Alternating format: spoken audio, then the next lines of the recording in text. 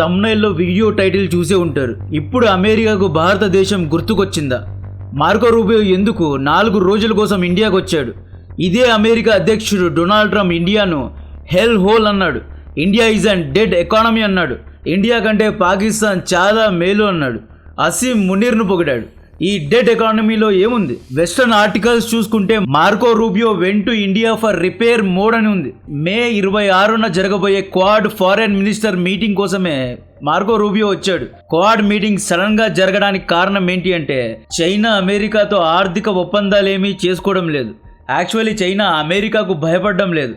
చైనాకు చెక్ పెట్టాలి అంటే రేర్ అర్త్ మినరల్స్లో ఆల్టర్నేటివ్స్ను వెతకాలి. కాబట్టే ఇండియన్ మ్యాన్ పవర్ కోసమని, ఇండియన్ మైండ్ కోసమే తను వచ్చాడు.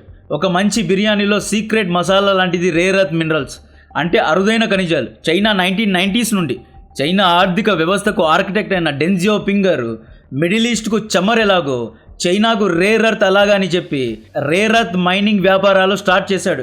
లాంగ్ స్టోరీ షార్ట్ అన్నట్లు ఇప్పుడు అమెరికా, ఇండియా, ఆఫ్రికా, యూరోప్ ఎవరే కానీ తయారీ చేసే మేజర్ ఎలక్ట్రానిక్ వస్తువులకు చైనీస్ రేర్ అర్త్స్ కావాలి. టెస్లా ఎలక్ట్రిక్ కార్స్కు కావాల్సిన నియోడైనిమం, యాపిల్ ఫోన్స్కు కావాల్సిన లథానియం, F-35 ఫైటర్ జెట్స్కు కావాల్సిన సమేరియం, ఎన్విడియా చిప్స్కు కావాల్సిన సీరియం, ఇలాంటి 17 అరుదైన ఖనిజాలు చైనా దగ్గరే ఉన్నాయి. ప్రపంచం ఉత్పత్తి చేసే 100% ఖనిజాల్లో 70% చైనాలోనే ఉత్పత్తి అవుతాయి. వీటన్నిటినీ ప్రాసెస్ చేయడానికి కావాల్సిన ప్రాసెసింగ్ ప్లాంట్స్ కూడా ప్రపంచంలోని 90% చైనాలోనే ఉన్నాయి. చైనా దీన్ని ఇప్పుడు ఆయుధీకరణ చేస్తోంది, అంటే వెపనైజ్ చేస్తోంది. ట్రంప్ చైనాపై 200% టారిఫ్ మొన్న వేశాడు. కౌంటర్గా చైనా మిగతా దేశాల్లాగా ట్రంప్ గడ్డం పట్టుకోకుండా యాపిల్ ఐఫోన్కు కావాల్సిన, టెస్లా కార్స్కు కావాల్సిన నియోడైనిమం లేదా సీరియం వంటి అరుదైన ఖనిజాల యొక్క ఎక్స్పోర్ట్స్పై బ్యాన్ విధించింది. ఈ ఖనిజాలు సప్లై చేసే చైనీస్ సప్లయర్స్ను ఆఫీస్కు పిలిపించి, ఫలానా అమెరికా ఓడికి ఈ మెటల్స్ను అమ్మాలి అంటే అంటే గవర్నమెంట్ పర్మిషన్ తీసుకోవాలి అనే కండిషన్ పెట్టింది. Game over, checkmate. అరుదైన ఖనిజాలు లేకపోతే యాపిల్ ఫోన్స్ తయారవ్వవు, టెస్లా కార్ బ్యాటరీస్ యొక్క ఉత్పత్తి ఆగిపోతుంది. ఇలాన్ మస్క్, జెన్సన్ హ్యూయాంగ్ వంటి వారు ట్రంప్ పై ఒత్తిడి పెట్టారు. మీ టారిఫ్ యుద్ధం కారణంగా మా వ్యాపారాలు ఆగిపోతున్నాయి, మా యొక్క మ్యానుఫ్యాక్చరింగ్ డిలే అవుతోంది అని చెప్పి ట్రంప్ పైనే ఒత్తిడి పెట్టారు. దీంతో డొనాల్డ్ ట్రంప్ చైనాపై టారిఫ్లు ఎత్తేసాడు. చైనా డొనాల్డ్ ట్రంప్ మర్యాద ఎలా తీసింది అనేది చెప్పే ముందు మీ నుండి కేవలం 1 minute తీసుకుంటున్నా. యాక్సిస్ మ్యాక్స్ లైఫ్ NFO గురించి మాట్లాడాలి. ఒకవేళ ఇంట్రెస్ట్ లేని వాళ్ళు 1 minute స్కిప్ చేయగలరు.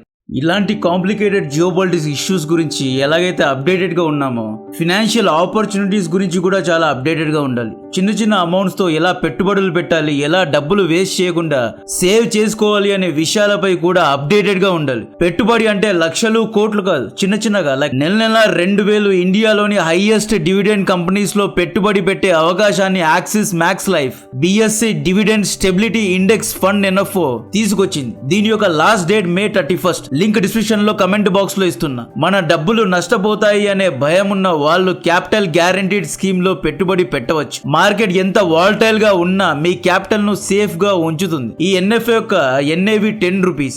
బ్యాంక్స్ ఇచ్చే 5 to 7% చూసుకుంటే ఈ NFO యొక్క ఇండెక్స్ గత 5 నుండి 7 ఏళ్లలో 23% and 19.4% CAGR ను ఇచ్చింది. ఇది ఇన్సూరెన్స్ లింక్డ్ NFO కాబట్టి మంత్లీ ప్రీమియం లో 120 times లైఫ్ కవర్ కూడా ఉంటుంది. అండ్ మీరు yearly up to 2.5 lakhs invest చేస్తే వచ్చే ప్రాఫిట్స్ అనేవి tax free. Yearly up to 1.5 lakhs invest చేస్తే సెక్షన్ 80C లో ట్యాక్స్ డిడక్షన్స్ కూడా పొందవచ్చు. NRI మిత్రులకి ఇది మంచి ఆపర్చునిటీ. నెల 18,000 ఇన్వెస్ట్ చేస్తే దాదాపు 2 కోట్ల రిటర్న్స్ ను పొందగలరు. దీని యొక్క లాస్ట్ డేట్ May 31st. ఇంకా 9 days మాత్రమే మిగిలి ఉంది. లింక్ డిస్క్రిప్షన్ లో కమెంట్ బాక్స్ లో ఇస్తున్నా, QR కోడ్ కూడా ఇస్తున్నా. బాగా చదవండి. తెలుగు కస్టమర్ కేర్ కు కాల్ చేసి ఏజెంట్ ను ఇంటికి పిలిపించుకొని దీని గురించి పూర్తిగా అర్థం చేసుకొని ఆ తర్వాతే దీన్ని షేర్ చేయండి. May 13th డొనాల్డ్ ట్రంప్ చైనాకి వెళ్ళాడు. అమెరికన్ బిలియనర్స్ అయిన ఎన్విడియా ఫౌండర్ జెన్సన్ హ్యూయాంగ్ ను, Elon Musk, Tim Cook, Larry Fink ఇలా అందరినీ వేసుకెళ్లాడు. చైనాతో డీల్ చేసుకోవాలి అనుకున్నాడు. ఒకవేళ చైనా USA నుండి ఎక్కువగా ఆయిల్ కొంటే ఇలాన్ మస్క్ చైనాలో ఫ్యాక్టరీస్ ఓపెన్ చేస్తాడు అని చెప్పి పిచ్ చేశాడు. దీనికి కౌంటర్ గా Xi Jinping, Elon Musk factories మాకు అవసరం లేదు అన్నాడు. మాకు టెస్లా అవసరం లేదు, టెస్లాకే మా యొక్క అరుదైన ఖనిజాల యొక్క అవసరం ఉంది అని చెప్పి మాట్లాడాడు.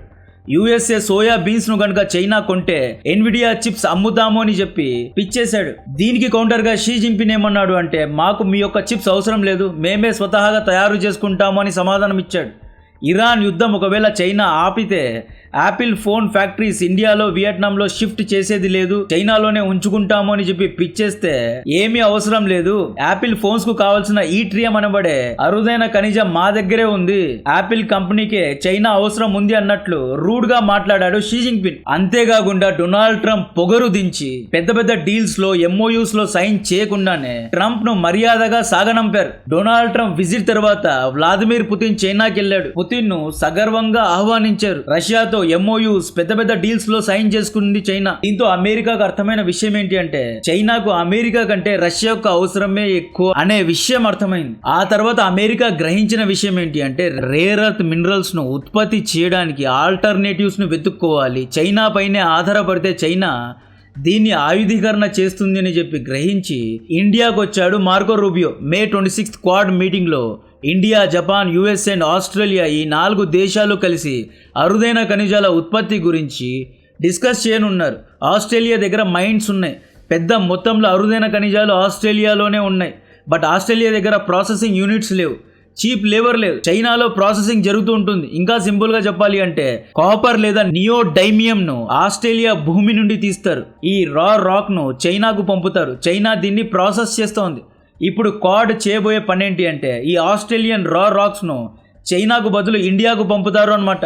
ఇండియాలో మ్యాన్ పవర్ ఉంది, మన దగ్గర తెలివి ఉంది, ఇండియాలో ఎన్నో ప్రాసెసింగ్ యూనిట్స్ ఉన్నాయి. ఇండియన్ ప్రాసెసింగ్ అండ్ మ్యానుఫ్యాక్చరింగ్ కంపెనీస్కు జపాన్ హై ఎండ్ ప్రాసెసింగ్ మెషిన్స్ను, హై ఎండ్ ఆపరేటింగ్ ప్రొసీజర్స్ను, హై ఎండ్ డిజైన్ను జపాన్ ఇవ్వబోతోంది. 99.9% ప్యూరిటీ అవుట్పుట్ ఇచ్చే టూల్స్ జపాన్ ఇస్తుంది. ఈ మొత్తం ప్రొసీజర్కు కావాల్సిన డబ్బులు అంటే క్యాపిటల్ సొమ్ము అమెరికా పెడుతుంది అన్నమాట. దీన్నే డివైడెడ్ లేబర్ ఫ్రేమ్వర్క్ అంటారు. అమెరికా ఒక్కతే రేర్ ఎర్త్ మినరల్స్ను అంటే 17 రకాల రేర్ ఎర్త్స్ను తయారు చేయాలి అంటే ఇంకొక 20 ఏళ్ళు పడుతుంది. యుక్రెయిన్లో, గ్రీన్లాండ్లో, అలాస్కాలో ఎన్నో అరుదైన ఖనిజాల నిల్వలు ఉన్నాయి. దాన్ని మైనింగ్ చేసి ప్రాసెస్ చేయాలి అంటే అమెరికాకు ఎంతో డబ్బు ఖర్చు అవుతుంది. అమెరికా దగ్గర చీప్ లేబర్స్ లేరు, అమెరికా దగ్గర ప్రాసెసింగ్ యూనిట్స్ లేవు.